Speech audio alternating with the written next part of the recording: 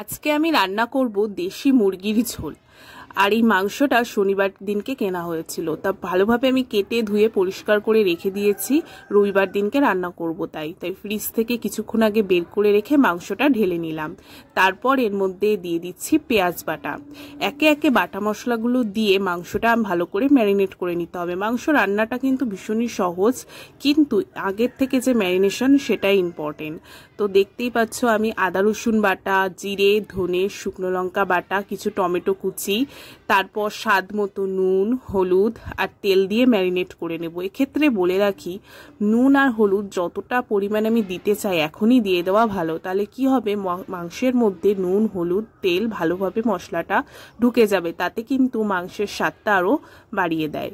ভালো করে মেখে নেব। আর এই যে সাইডে মাংসের ডিমগুলো দেখা যাচ্ছে, ওইগুলো কিন্তু এখন দেব না, ওইগুলো দেব ঝোল যখন ফুটবে একদম শেষের দিকে তখন। আর এই ডিমগুলোও খেতে কিন্তু দারুণ টেস্ট হয়।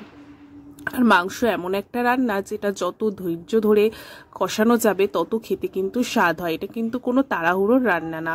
আর এই রান্নাটা এই কারণেই সহজ যে এই আগের থেকে মশলা মাখিয়ে ম্যারিনেট করে নিচ্ছি, এরপর শুধু কড়াইতে আমি ঢেকে ঢেকে নাড়বো, ব্যাস, তো আমার টেস্টি মাংস রেডি হয়ে যাবে।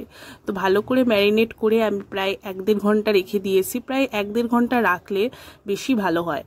তারপর আলুগুলো তেলের মধ্যে আমি ভালো করে এপিট ওপিট লাল লাল করে ভেজে নিচ্ছি। আর আমার মাংসের থেকেও না মাংসের আলু খেতে বেশি ভালো লাগে। কে কে এরকম আছে অবশ্যই কমেন্ট করে জানাও। তারপর তেলের মধ্যে তেজপাতা, গোটা গরম মশলা, শুকনো লঙ্কা, জিরে ফোড়ন দিয়ে আমি এই ম্যারিনেট করা মাংসটা দিয়ে দিচ্ছি। ভালো করে তেলটা গরম হবে, ভালো করে ফোড়ন দিয়ে তবে মাংসটা দিলে মাংসের সত্যি স্বাদটা খুবই ভালো হয়। আসলে রান্না কিছুই না, কিছু টেকনিক জানলে যে কোনো রান্নায় টেস্টিভাবে করা যায়। তো মাংসটা আমি ভালো করে এই যে কষিয়ে নিচ্ছি। আর এই কড়াইটাতে রান্না করলে মাংস রান্নাটা যেন আমার কাছে বেশি টেস্টি হয়, কারণ এটা একদম লোহার কড়াই, ননস্টিকের মতো হয়ে গেছে, একদম লেগে যায় না, কষাতেও বেশ সুবিধা হয়।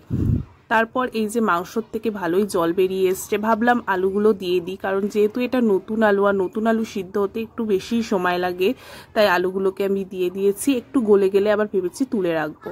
তো ভালো করে আলু মাংস সব একসাথে আমি কষিয়ে নিচ্ছি, আমি বারবার ঢেকে ঢেকে কষাচ্ছি। এবার প্রেসারের মধ্যে মাংসটা ঢেলে আমি গরম জল দিয়ে 8টা সিটি দিয়ে নিয়েছি। এখানে আমি ভিডিওতে 2টো সিটি দেখালাম, অত তো দেখানো যায় না। তো তারপর ভালো করে সিদ্ধ হয়ে গেলে কড়াইয়ের মধ্যে দিয়ে আমি ফুটিয়ে নেব। প্রেসারে দেওয়ার কারণ যাতে তাড়াতাড়ি সিদ্ধ হয়ে যায়, কারণ রান্না করতে খুব শর্ট টাইমে আমার করতে হয়। তো তারপর এই যে ঝোলটা ফুটিয়ে নিচ্ছি, ফুটিয়ে নেওয়ার পর দিয়ে দেবো গোটা গরম মশলার গুঁড়ো।